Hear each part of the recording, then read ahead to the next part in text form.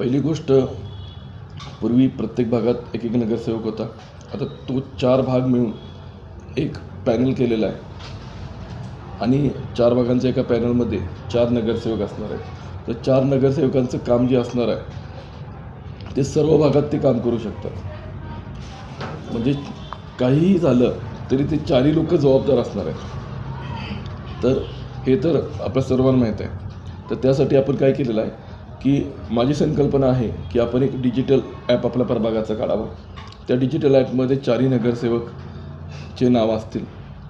ते 4ही नगरसेवक जे असतील तर जी आपण कंप्लेंट रेज करणार किंवा जो आमचा मतदार आहे किंवा जे आमचे प्रभागातले लोक आहेत, तर त्यांनी जी कंप्लेंट रेज केली त्याच्यात इमिजिएट बेसिसवर कुठल्या डिपार्टमेंटची असेल किंवा काय असेल तर त्याच्यावर आम्ही एक वेगळी टीम ठेवू.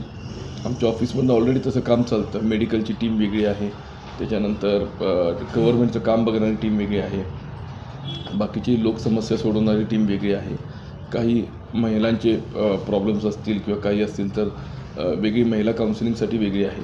तर हे जे प्रॉब्लेम्स आहेत तर त्याचं कारण निवारण करून 24 तासामध्ये आपण त्याची अंमलबजावणी करू, अशा पद्धतीनं आपण ते विजन ठेवलेलं आहे.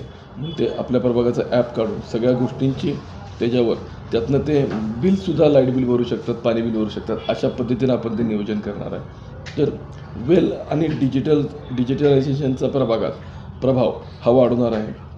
शक्यतो या प्रभागात स्मार्ट प्रभाग असंही म्हटलं जाईल.